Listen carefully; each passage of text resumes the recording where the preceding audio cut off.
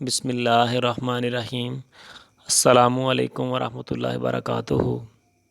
I am professor Shahid Ali, head of economics department, controller of examination, Apex group of colleges.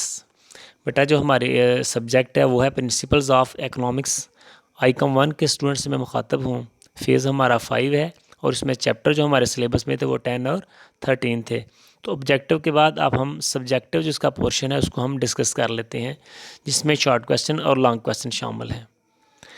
جی بیٹا جی، پہلا question ہے کروتھر کے الفاظ میں زر کی تعریف کریں۔ تو ہر وہ شے زر کہلاتی ہے جسے آلہ مبادلہ کی حیثیت سے قبولیت عامہ حاصل ہو اور جو ساتھ ساتھ پیمائش قدر اور ذخیرہ قدر کا کام سر انجام دے۔ ٹھیک ہے، اور بھی ڈیفینیشنز ہیں زر کی، لیکن یہ کروتھر کی ڈیفینیشن جامع ہے۔ نمبر 2، معیاری دھاتی زر کی تعریف کریں یا اس کی وضاحت کریں۔ تو دھاتی زر ڈیئر اسٹوڈنٹس 2 طرح کا ہوتا ہے، علامتی اور معیاری۔ تو علامتی دھاتی زر کیا ہوتا ہے کہ اگر کسی زر کی دھاتی زر کی ظاہری مالیت اس کی حقیقی مالیت سے زیادہ ہو تو اس کو کہتے ہیں علامتی، اور اگر برابر ہو تو اس کو کہتے ہیں معیاری دھاتی زر۔ تو دنیا کے اندر معیاری دھاتی زر کی ایگزامپلز نہ ہونے کے برابر ہیں۔ عموماً دنیا کے اندر جو سکے استعمال ہو رہے ہیں وہ علامتی دھاتی زر ہیں۔ تو نمبر 3 ہے کاغذی زر سے کیا مراد ہے؟ اس کا تو سمپل ہی آنسر ہے، اس سے مراد بیٹا ایسا زر جو کاغذ سے بنا ہو اس کو کیا کہتے ہیں؟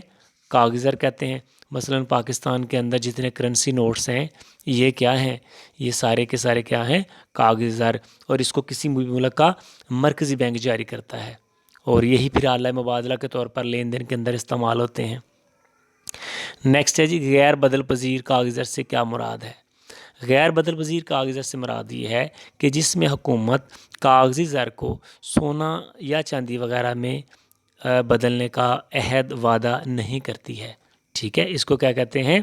اس کو کہتے ہیں غیر بدل پذیر کاغذی زر۔ ٹھیک ہے، سونا چاندی یا زر مبادلہ میں اگر حکومت بدلنے کا جو ہے نا وہ ذمہ داری قبول نہ کرے۔ نیکسٹ بیٹا ہمارا کویسچن ہے قریب زر سے کیا مراد ہے؟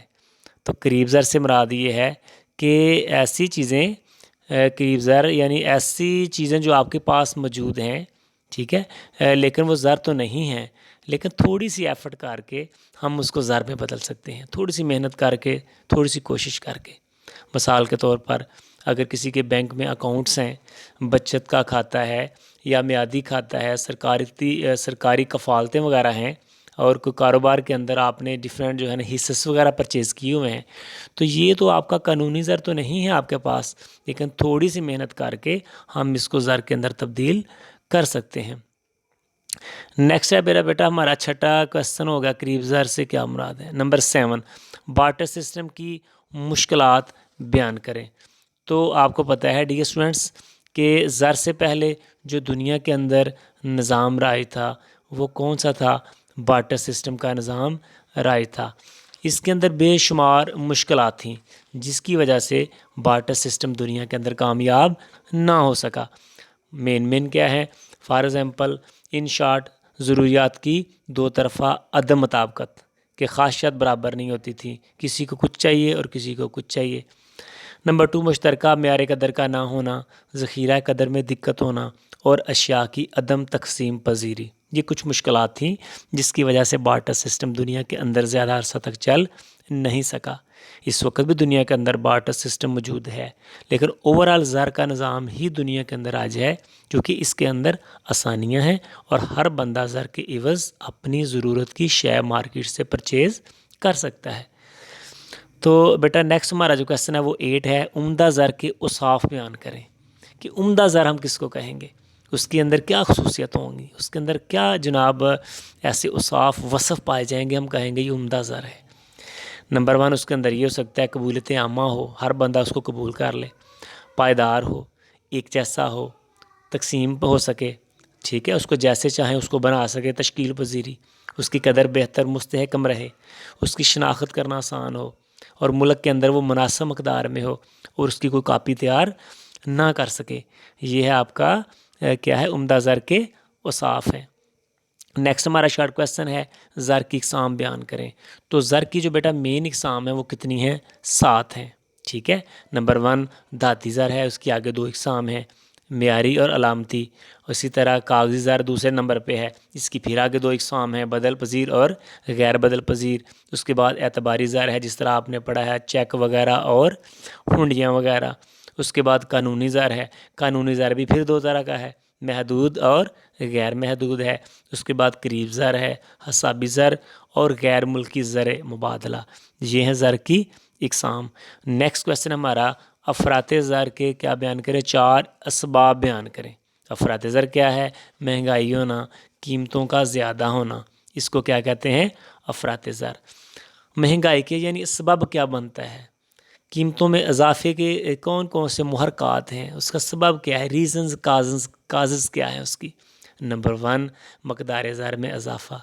ٹھیک ہے، ملک کے اندر جب ہم زر کی مقدار میں اضافہ کر دیتے ہیں. نمبر 2 اشیاء کی طلب میں اضافہ، یعنی رسد کی نسبت طلب زیادہ ہو، خریدار زیادہ ہوں اور فروخت کار کم ہوں، پھر بھی مہنگائی بڑھتی ہے. مصارف پیدائش میں اضافہ، جب چیزیں مہنگی تیار ہوتی ہیں تو آٹومیٹکلی ان کی پرائسز میں بھی کیا ہوگا؟ اضافہ. اور آبادی میں اضافہ، جب ڈیمانڈ کرنے والے لوگ زیادہ ہوں گے، دنیا کے اندر پاپولیشن زیادہ ہوگی، آٹومیٹکلی ڈیمانڈ زیادہ ہوگی، اور ڈیمانڈ زیادہ ہونے سے اشیاء کی قیمتوں میں کیا ہوگا؟ آٹومیٹکلی اضافہ ہوگا. نیکسٹ ہے سرکاری مالیات سے کیا مراد ہے؟ سرکاری مالیات سے کیا مراد ہے؟ سرکاری مالیات کی بے شمار ڈیفینیشنز ہیں، لیکن ہم ایک پہلے سمپل ڈیفینیشن جو ہے نا اس کو دیکھ لیتے ہیں. سرکاری مالیات کیا ہے؟ معاشیات کی اس شاخ کا نام ہے، کس کا؟ جس کا تعلق کس سے ہے؟ حکومت کی آمدنی اور اخراجات سے ہوتا ہے.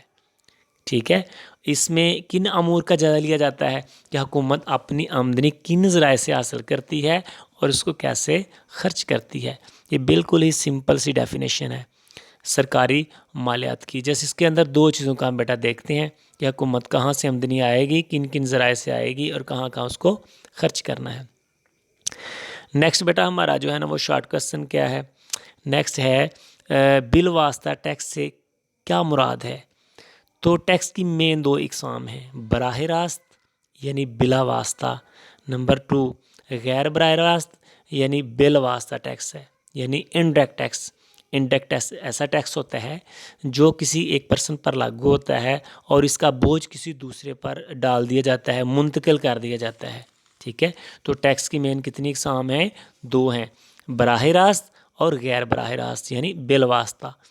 تو بالواسطہ ٹیکس ایسے ٹیکس ہوتے ہیں جو جس شخص پر عائد کیے جاتے ہیں وہ خود ان کو اپنی جیب سے ادا نہ کرے، بلکہ ان کا بوجھ آگے کسی اور شخص پر منتقل کر دے. یعنی ایسے ٹیکس جن کا نفاذ کسی ایک شخص پر ہوتا ہے اور اس کا بار کسی دوسرے شخص پر ہوتا ہے. فار ایگزامپل سیلز ٹیکس ہیں. ٹھیک ہے، فار ایگزامپل پیپسی ہے، تو پیپسی کے جو مالک ہیں انہوں نے ٹیکس ادا کر دینا ہے جب اس پر گورنمنٹ کی طرف سے ٹیکس لاگو ہونا ہے، لیکن اس کا برڈن فرم والوں نے کس پر ڈال دینا ہے؟ صارفین پر. اس پرائسز کے اندر شامل کر دیں گے ٹیکس، اور آٹومیٹکلی جو پرچیز کرے گا اور خود بخود ہی ٹیکس ادا ہو جائے گا. نمبر 2 ایکسائز ڈیوٹی ہے، اور اس کے بعد کسٹم ڈیوٹی ہے. ٹھیک ہے، اور اس کے بعد نیکسٹ ڈیئر اسٹوڈنٹس ہمارا کویسچن ہے متناسب ٹیکس سے کیا مراد ہے؟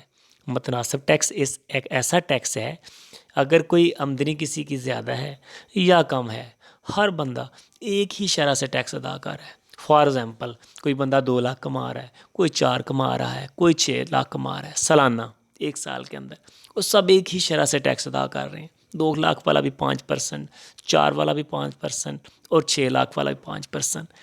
تمام افراد پر اگر ایک ہی شرح سے ٹیکس لاگو کیا جائے تو ڈیئر اسٹوڈنٹس اس کو کہتے ہیں پروپورشنل ٹیکس.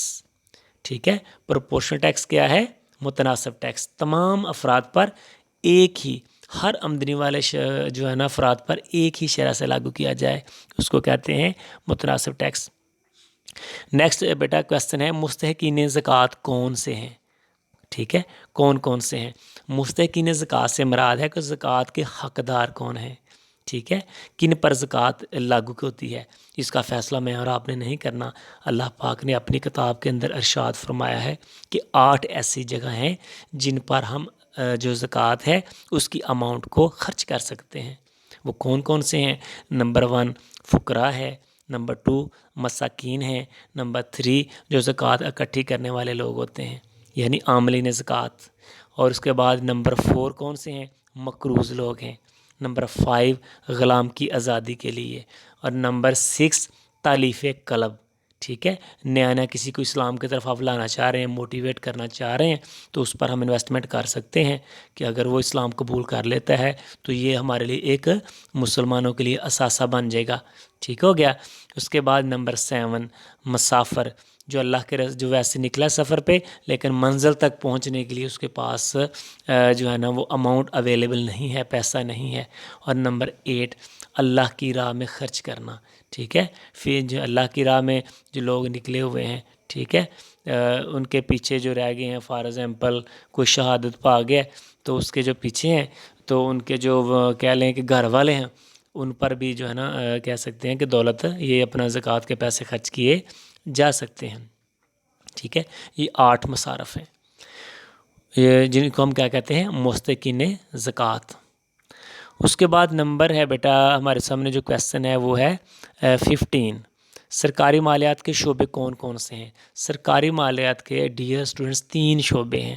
نمبر 1 سرکاری آمدنی، نمبر 2 سرکاری قرضہ، نمبر 3 اور آپ کے سرکاری آمدنی، سرکاری اخراجات اور سرکاری قرضہ. یہ 3 شعبے ہیں. ٹھیک ہو گیا. نمبر ہے جناب 16 ٹیکسوں کی اقسام بیان کریں. ٹیکسوں کی اقسام کون کون سی ہیں؟ جی بیٹا، تو ٹیکسوں کی اقسام آپ نے پڑھی ہوئی ہیں. نمبر 1 ہے براہ راست ٹیکس. ٹھیک ہو گیا ایک. نمبر 2 غیر براہ راست. براہ راست کا دوسرا نام ہے بلا واسطہ. نمبر 2 بالواسطہ یعنی غیر براہ راست. نمبر 3 متناسب ٹیکس. نمبر 4 متزائد ٹیکس. اور نمبر 5 تنزیلی ٹیکس. اور نمبر 6 زائد قدری ٹیکس یعنی value added tax. Direct tax, indirect tax, proportional tax, progressive tax, regressive tax اور ویلیو ایڈڈ ٹیکس. ٹھیک ہے، بعض آگے بکس میں ڈیگریسو ٹیکس بھی ہے لیکن مین یہی تھا جو میں نے آپ کے سامنے بیٹا جو رکھے ہیں. نیکسٹ ہے حکومت کے 4 اہم ذرائع آمدنی جو ہے نا وہ بیان کریں. ویسے تو حکومت کے بے شمار آمدنی کے ذرائع ہیں، تقریباً آپ نے بک میں 12 پڑھے ہوئے ہیں لیکن مین ہم اس کا ذکر کر لیتے ہیں. بٹ یو نو بیٹا کہ سب سے important source of income for the government is tax. سب سے بڑا کیا ہے؟ ٹیکس ہے. سب سے زیادہ اماؤنٹ ٹیکسوں کے ذریعے ہی حکومت کو اکٹھی ہوتی ہے. Number 2 fees, school, college, university, licence, بے شمار فیسز اکٹھی ہوتی ہیں. نمبر 3 قیمت ادا کرتے ہیں، جس طرح ہم حکومت کی طرف سے بجلی استعمال کرتے ہیں، سوئی گیس استعمال کرتے ہیں، ہم اس کی قیمت ان کو ادا کر دیتے ہیں. اور نمبر 4 ہے خصوصی تشخیص. یہ تھے بیٹا آپ کے کویسچن. اور لاسٹ ہے زکوٰۃ کی اہمیت کے 4 نکات کہ زکوٰۃ کی امپورٹنس کیا ہے. ٹھیک ہے، نمبر 1 دولت کی تقسیم منصفانہ ہو جاتی ہے. اللہ نے زکوٰۃ کا نظام دیا ہے، ہمیں بڑے فائدے ہیں اس کے. نمبر 2 بے روزگاری کا خاتمہ ہو جاتا ہے. نمبر 3 غربت کا خاتمہ. اور نمبر 4 ارتکاز دولت کا خاتمہ. اس کے بعد لانگ کویسچنز ہیں ڈیئر اسٹوڈنٹس، وہ آپ نے جس طرح پہلے میں آپ کو ہر جو فیز کے اندر بتاتا ہوں کہ آپ نے کیا کرنا ہے، انٹروڈکشن دینا ہے. ٹھیک ہے، اس کے بعد جو کویسچن ہے فار ایگزامپل پہلا ہمارے سامنے زر کی تعریف ہے پروفیسر کروتھل کی لکھنی ہے، پھر آگے زر کے فرائض ہیں. ٹھیک ہے، یہ لکھنے کے بعد آپ نے کیا کرنا ہے، مارکر کے ساتھ جو فرائض ہیں اس کے آپ نے پوائنٹس دینے ہیں اور ہر پوائنٹ کے نیچے کوئی 4 لائنیں ضرور لکھنی ہیں. ٹھیک ہے، کوئی 10-12 پوائنٹ ہوں، ڈیفینیشن ہو، انٹروڈکشن ہو اور اچھے طریقے سے اس کا آگے جو ہے نا وہ کرکس ہو، جس میں فرائض کے بیان آپ مطلب اس کا کرکس کے آپ لکھ سکتے ہیں کہ ظاہر ایک امپورٹنٹ چیز ہے، اس کی مدد کے بغیر ہم دنیا کے اندر کوئی بھی قوم ترقی کر نہیں سکتی، کیونکہ جتنی بھی تجارت ہے، لین دین ہے، سارا کا سارا کس کا مرہون میں منت ہے، وہ سارے کا سارا کریڈٹ کس کو جاتا ہے، زر کو جاتا ہے. اسی طرح افراط زر کا کویسچن ہے، افراط زر کی تعریف لکھنی ہے، تعارف لکھنا ہے، اس کے سبب لکھنے ہیں. ٹھیک ہے، کوئی 8-10 پوائنٹ لکھنے ہیں اس کے، اور آگے اس کو کنٹرول کرنے کے اقدامات وہ آپ نے 2 طرح کے ہیں، زرعی اور مالیاتی. اچھا جامع کویسچن یہ بنتا ہے. ٹھیک ہے، پوائنٹس دینے ہیں اور آخر میں اس کا بھی آپ نے کرکس کنکلوژن دینا ہے. ٹھیک ہے، کہ ان شارٹ افراط زر کیا ہے کہ اس کے اندر قیمتوں میں اضافہ ہوتا ہے. ٹھیک ہے، اس کے نقصانات بھی ہیں، اس کے فائدے بھی ہیں، لیکن اس کے نقصانات ہونے کے چانسز زیادہ ہیں. اگر تھوڑے عرصے کے لیے قیمتیں بڑھتی ہیں تو ویل اینڈ گڈ، لیکن اگر اوورآل تمام اشیاء کی قیمتیں بڑھ جاتی ہیں تو یہ پوری کی پوری معیشت کے لیے مسئلہ بن جاتا ہے. اس کے بعد نمبر 3 حکومت کے ذرائع آمدنی اور اخراجات کی مدت بیان کریں۔ اس کے اندر آپ نے کیا کرنا ہے، اس کے اندر آپ نے میرا بیٹا ذرائع جو ہے نا وہ علیحدہ لکھنے ہیں، 12 ہیں، اخراجات بھی 12 ہیں لکھنے ہیں، آخر میں اس کا آپ نے کرکس دینا ہے، ٹھیک ہو گیا۔ تو یہ اس طرح آپ نے میرا بیٹا کویسچن پیپر جو ہے سالو کرنا ہے، اگر کوئی مسٹیک ہے تو آپ نے اس کو دیکھ لینا ہے، بک سے ٹیلی کرنا ہے، میں نے بھی آپ کے سامنے ڈسکس کر دیا ہے۔ اچھے طریقے سے بیٹا دل لگا کے آپ نے یہ جو فیز ہو رہے ہیں تیاری کریں، ٹھیک ہے، اور انشاءاللہ تعالی جو ہے نا ڈھیروں دعائیں آپ کے لیے ہیں، آپ بھی محنت کریں، اللہ تعالیٰ آپ کا دنیا اور آخرت میں حامی ہو، آپ کو ہے نا کامیاب کرے، ٹھیک ہے، انہی ڈھیروں دعاؤں کے ساتھ۔ اوکے بیٹا، اللہ حافظ۔